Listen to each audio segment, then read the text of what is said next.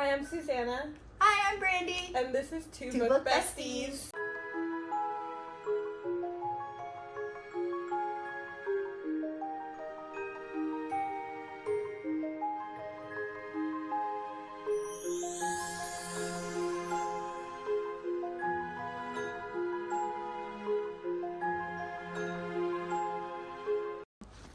So over the last few weeks, we've been reading the Throne of Glass series by Sarah J. Maas.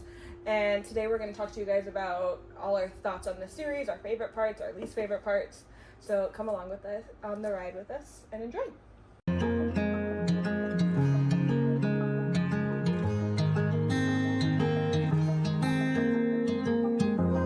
Starting with book 1, Throne of Glass, which was our introduction to Selena and Kale and Dorian. And it was a wild ride for sure. Starting from the first book. Kale. Loved Kale. Loved Kale. Asshole. I loved him in asshole. the first book. No. Why? Because he was a dick literally up until Tower of Dawn. I disagree. I liked him, and then he became a dick, and then I liked him again. And then he became a dick. He redeemed himself at the end. I'll give him that. He redeemed himself at the end. But up here, no. Reference for another series, but no. I disagree. I think his character building was great throughout the whole series. We get lots of ups and downs with him. It's beautiful. Yeah. Crown of Midnight. Crown of Midnight. This was after she won the contest. Mm-hmm. Which, was that a challenge for her to win? Dorian.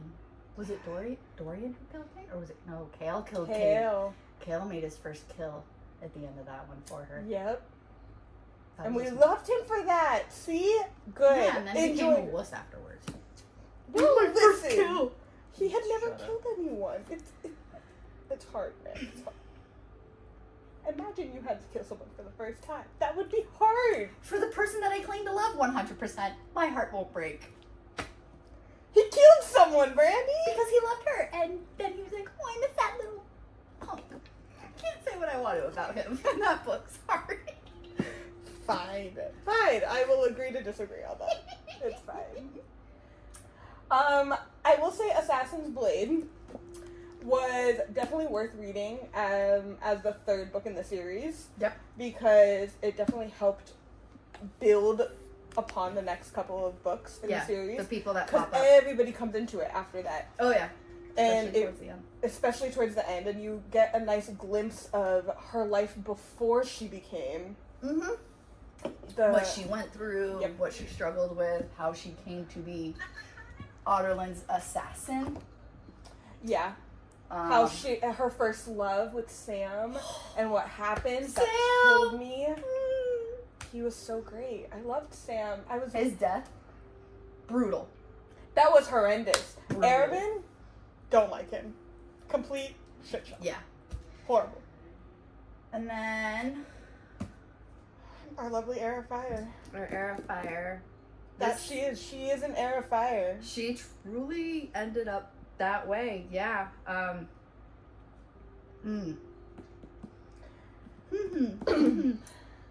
This is the one. This is when he discovers that Kale figures out that she's Aelin. Yes, because this is when she leaves to where she goes to Queen Maeve, and he gets her out of the city because everything's happening. This is where he figures They out. find out that Dorian has magic, which was a wild ride in and of itself, and he gets taken. He gets collared. Yep. Which, can we just say, the king, asshole. Why would you do that to your own son? He's your son. Yeah. Again. Redemption arc at the end for that one. Absolutely. I agree 100%. That was absolute heartbreak. If you're fighting, and he's fighting, and I understand that, fight harder for your son. Fight harder for your son. He's your son. But he was also possessed. He at was the time, fighting. too. He was fighting the entire time, though. But he was possessed at the same time, so it was kind of like Dorian, but he wasn't fully there. And yeah, that was fun. Yeah, but the fact that Dorian went to save them and was like, "Kale, get out and save yourself." Love Dorian. He has my heart. Queen of Shadows, man, This was yours. that was one of my favorites. I won't lie. I really enjoyed that one. You didn't like this one as much. Wasn't my favorite. What? It just, I don't know. There was a lot of building and everything in it. There was a lot of discovery. She figures out who she is and starts embracing doing all the things. Figuring out, this is when we meet Rowan. Mm-hmm. This is when she goes through her training with him. It's a lot of world building. I really like this is a lot of the Fae world. The character development of later to come. It just wasn't. I don't know. I think for the middle of the series, was it good? Yes, because it gave us the background on all the different people and all the different things and everything that just came in the book. It just wasn't, reading it wasn't one of my favorite things. See, I disagree. I love the introductory to Rowan. I think that was great. I think that of them fighting and enemies to lovers going on there. The pull that's happening. The tension was amazing. She did a wonderful job with that. Maeve, hate her. Continue to hate her. She's horrendous. But I think I ended up hating Maeve more than Erewhon at the end. I truly hated Erewhon at the end. But their relationship, the way that he stands up for her at the end of the book. Yeah. And he goes with her and gets him released. Like, I loved their character building in that. The blood bond. It just, I don't know. I think it just wasn't my forte, I guess. Okay. I don't. What would you have expected her to do differently so that could have been more your forte? Again, for a middle in the series book, we're shifting from being Selena into Aelin, and we're trying to accept all of the things that happened to us and processing the death of her parents, the coming to the understanding of being an heir to a throne, how to learn to use her magic, and just all the different things. It's a great character builder. It's a great, you go to different parts of the world and everything like that. So it's good for a middle book where you need that kind of transition period level before you start really getting into where everything is going. Okay. There's still things that are figured out. It's just one of those flatline books. Okay. That it doesn't do a lot of. See, I disagree. I think it did do a lot of that, because, at least for me, it did. Because it allows her to go from Selena to Aelin, and you're seeing that change in her and how she's shifting from being a wimpy child, just gonna be my best definition for that, to an adult and a woman, and growing into herself as heir and as queen. Yeah. Just, I don't know, it was one of the flatline books for me of the series. Understood. Next our tandem read, though, that was a whirlwind. We'll definitely say making the bookmark really helped. It's actually right there. It's on top of that. Bookmark really helped. Keeping track. Keep track. But I tried it both ways. I tried it the audiobook and I tried it with the physical copy. And if you do it with the physical copy, I mean, props to you, because flipping back and forth, man, that was the hardest thing. And I got maybe like 5 chapters and I was like, nope, screw this. I'm going back to the audiobook. It was so much easier to listen to it and be able to swap. And you do have to pay attention to the different chapters. Each book. In each book. But They were both phenomenal storylines. They both have their own storylines. They don't have to be read as a tandem. Yeah. Except for the very end, I would say. I would say you could probably read almost the entirety of Empire of Storms and then read Tower of Dawn, but don't complete Empire of Storms till you're about 10 chapters away from the end of Tower of Dawn. Yep. And then you can complete Empire of Storms and then finish Tower of Dawn. I agree. You could do that because then they both culminate at the end for everything. And everything's starting to merge together. And everything merging. Are they happening at the same time? Yes. But could you read them as separates? Yes, because there isn't that. There's not a whole lot of mixing together. I will say there was one part where, and I read ahead at this part and I beat myself for it and I went back, where they do closer towards the middle of the book where you do see that, like, they say one thing in Empire of Storms, and then when you go to Tower of Dawn, they're talking about that same thing, and it's the exact same part, and you're like, oh wait, they are blending together. Yeah.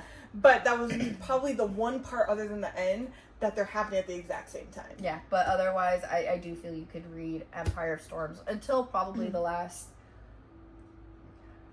maybe 10 to 20 chapters, I would say. Yeah, but then you could go through and read Tower of Dawn. Tower of Dawn. That was one of your favorites. I did love Tower of Dawn. End of this book, by the way. What? What?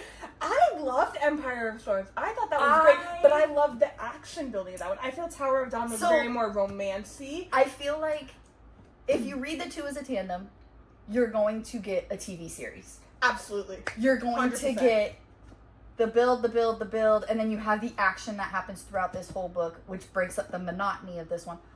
For me, it was just, this was a lot of fast-paced, but the end of this one, on the beach, that was crazy.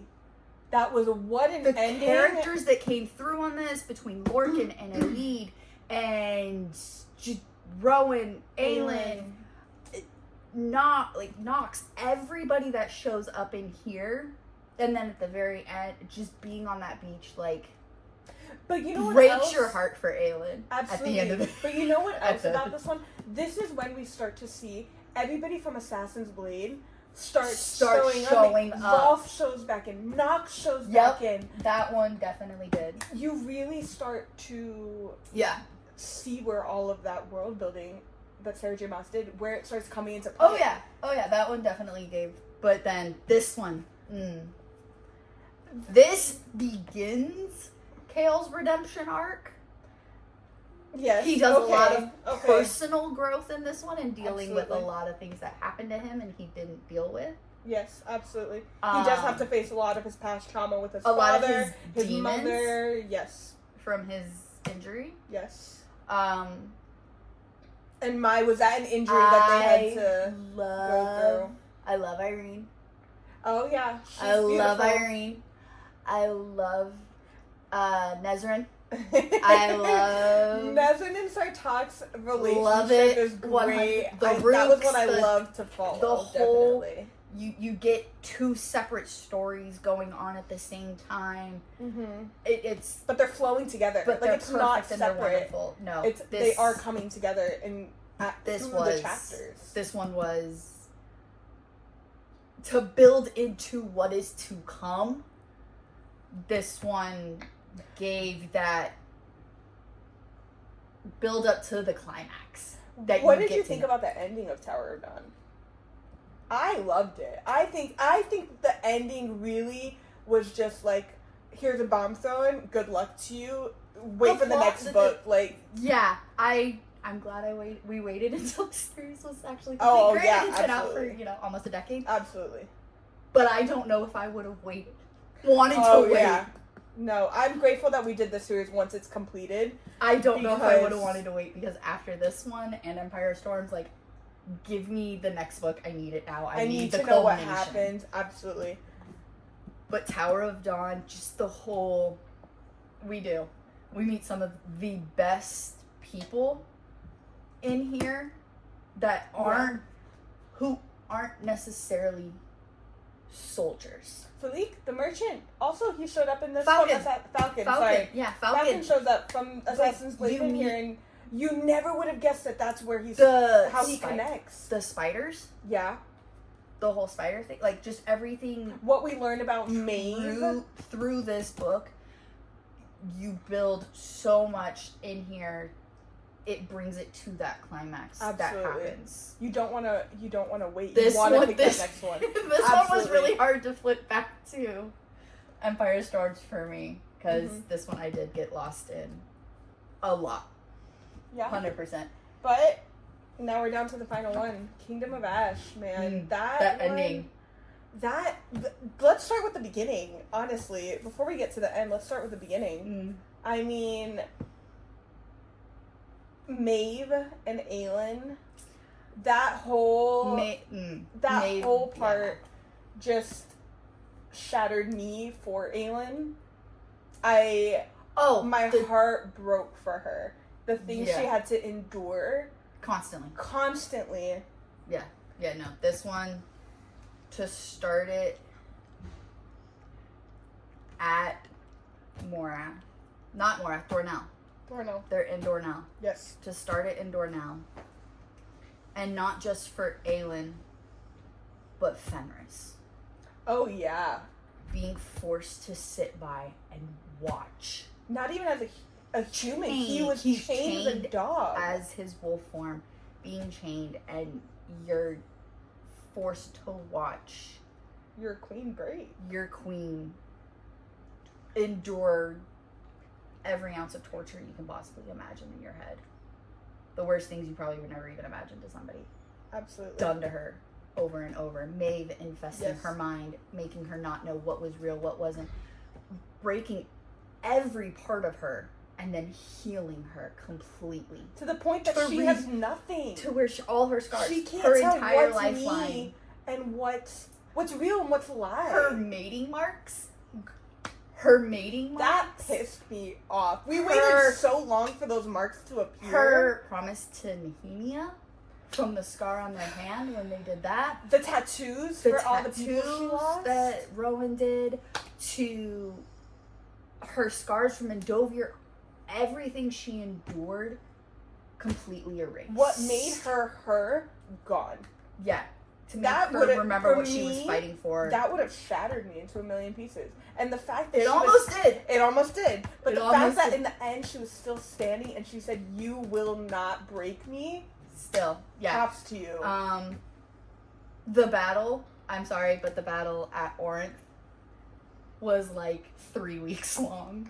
That was a very long process, and I won't lie, I think I zoned out at one point because I was like, this is just too long. And I understand that the world building, I understand. I couldn't. I zoned out at one point. I was like, I need to go back. What did I just read? I have to know if you caught the reference in the book. Did you catch it when she's falling through the worlds? Yes. Okay. Yes. Okay. And I think I can finally see, because, I mean, we've read the Throne of Glass series, and we're going to do a reread of it. ACOTAR. For ACOTAR. Or Throne of Glass. A Court of Thorns and Roses series, sorry. We've read that series before, and we're going to do a reread of it. But that glimpse, I can definitely see where people say, this is how your worlds overlap, is they're there. But being able to have her see another world.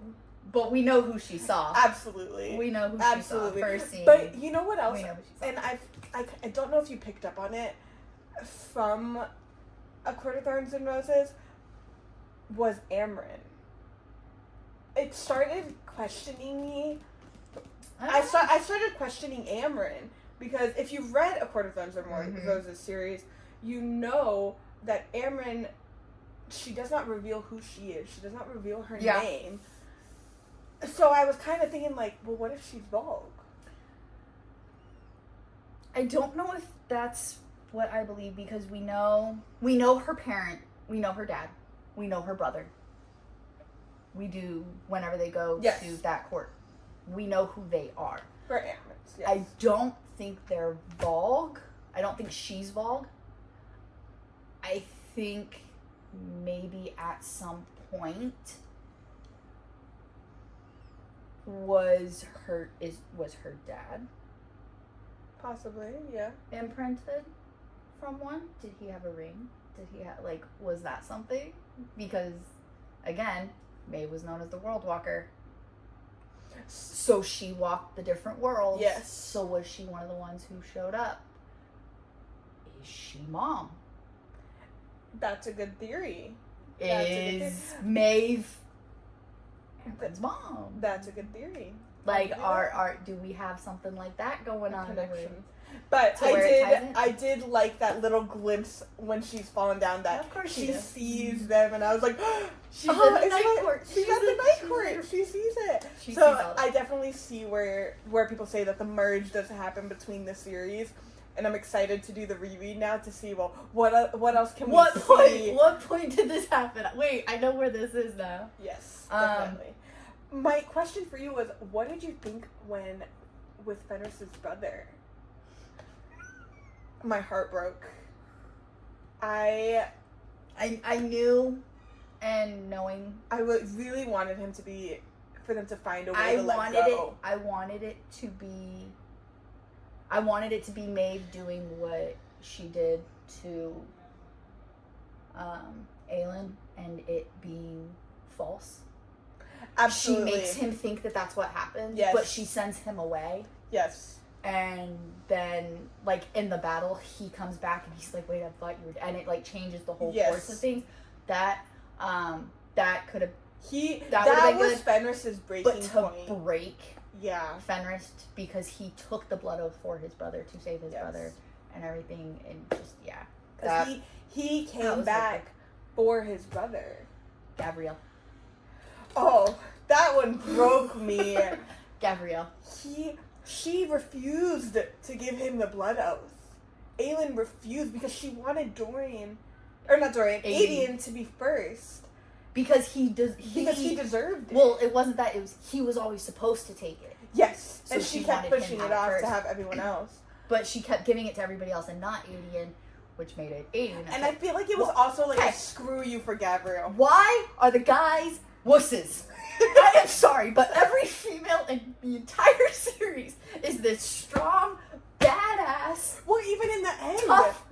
In the end, she's like, so how are we going to save Tareth, and what are we going to do? And it's all the girls saying, like, well, I'm going to teach them to heal, and I'm going to teach them this. And then the boys are just like, so what the hell are we supposed to do? And she's like, you're men. You've been alive for thousands of years. Like, figure something out. You can't do anything for them? Like, come on. Every single one. They get the tiniest little hurt and, like...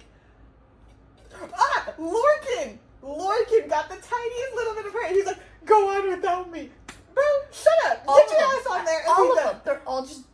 Wusses. Every single one of them. But the fact that Gabriel redeemed himself with his wussiness by going out and fighting and telling his son, no, you're staying here, and going out there. And making him think one thing. No. I will say doing Dorian's dad.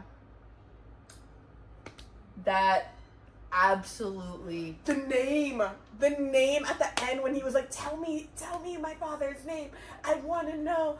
And he had forgotten it. And the fact that he did know it, he just never realized. And he's been saying it this whole time. The only time he remembered it was the day he beheld you. The day he beheld you.